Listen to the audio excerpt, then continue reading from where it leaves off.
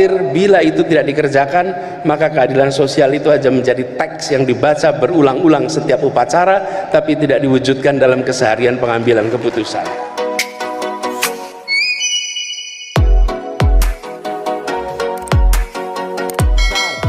Indonesia adalah negara besar, Indonesia adalah bangsa besar. Pemimpinnya seperti apa? Suku, kita memiliki 714 suku yang berbeda-beda.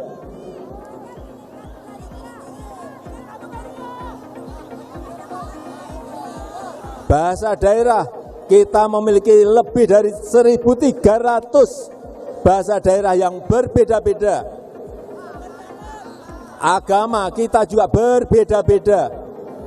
Oleh sebab itu, pemimpin itu sekali lagi harus menyadari mengenai keberagaman Indonesia. Pemimpin yang mikirin rakyat itu kelihatan, dari mukanya itu kelihatan. Dari penampilannya itu kelihatan. Banyak kerutan di wajahnya karena mikirin rakyat. Yang saya hormati senior kita, saya hormati orang tua kita Pak JK dan Ibu Pak Mahfud MD. Sebelum kita bicara lebih jauh, tadi gambar terakhir menggambarkan suasana di Cianjur sedang mengalami cobaan yang karena itu izinkan saya mengajak kita semua, mari kita kirimkan Fatihah untuk saudara-saudara kita di Cianjur. Insya Allah mereka diberikan kekuatan bisa segera bangkit dari ujian yang berat ini. Al-Haidiniyah wal-niyatin sholihah. Al-Fatihah.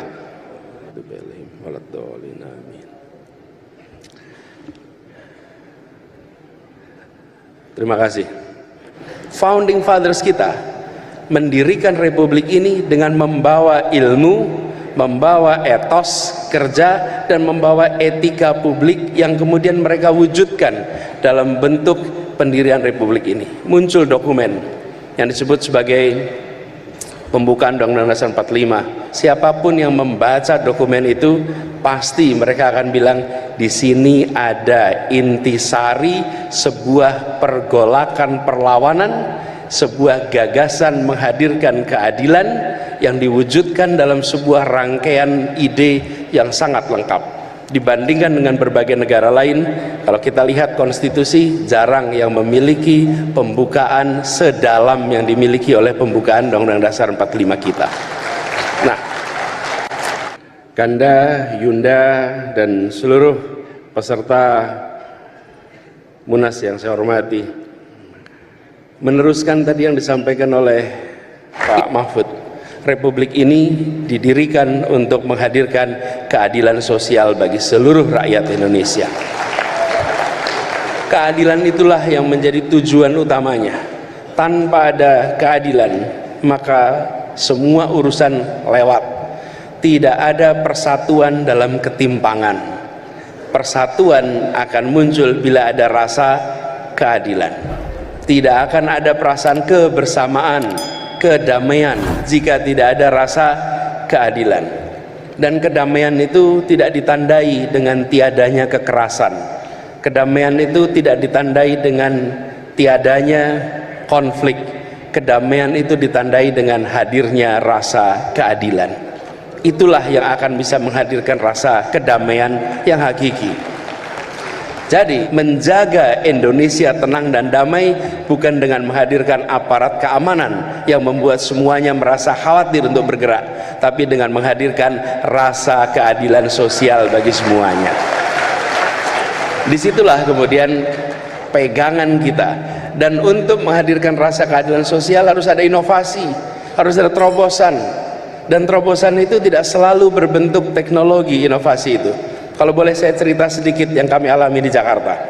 Di Jakarta ini, sekalian, kita punya kasus banyak sekali soal tanah, Pak. Ada rakyat kecil yang tinggal di tanah-tanah yang statusnya milik BUMN. BUMN, banyak sekali di Jakarta, ratusan kampung berada di tanah-tanah BUMN. Apa yang terjadi pada mereka? Mereka tinggal tanah BUMN, lalu otomatis tidak punya status soal tanahnya, stay sengketa statusnya. Di sisi lain, mereka tidak punya IMB, karena tidak punya IMB tidak bisa masuk listrik, tidak bisa masuk air, tidak masuk izin usaha dan lain-lain. Kita dalam situasi menyaksikan ini ada sesuatu yang salah. Apakah BUMN tanahnya di situ beli dari rakyat? Tidak. BUMN ini tanahnya dapat dari perusahaan milik Belanda yang dinasionalisasi. Perusahaan milik Belanda dapat tanah dari mana? Ya mereka datang digarisin saja tanah itu, dijadikan ini sebagai milik perusahaan Belanda. Tapi pencatatannya dipindahkan menjadi pencatatan aset milik BUMN. Kami di Pemprov berada dalam situasi begini, ini didiamkan tidak akan pernah selesai. Lalu kita bicara inovasi. Inovasi bukan dalam inovasi teknologi, tapi inovasi policy. Apa yang dilakukan? Kita buatkan yang namanya IMB kolektif, 1 RT 1 IMB. Belum pernah ada di Indonesia itu, 1 RT 1 RW 1 IMB, nggak ada. Tapi dengan 1 IMB itu kita katakan bahwa urusan status tanah biarlah diselesaikan di pengadilan, tapi jangan sampai mereka yang kecil tidak punya IMB sehingga tidak punya listrik, tidak punya air minum, tidak punya akses untuk kredit, tidak punya akses kepada perbankan, izin usaha, nggak bisa. Begitu dapat IMB, langsung mereka dapat semua kesempatan yang setara dengan yang lain. Kenapa inovasi itu dilakukan? Karena kita melihat di kota itu yang besar tambah besar, tapi yang kecil berdekade-dekade tetap kecil. Tugas negara hadir untuk memberikan terobosan agar yang kecil tumbuh menjadi besar dan yang besar tetap bisa besar. Jadi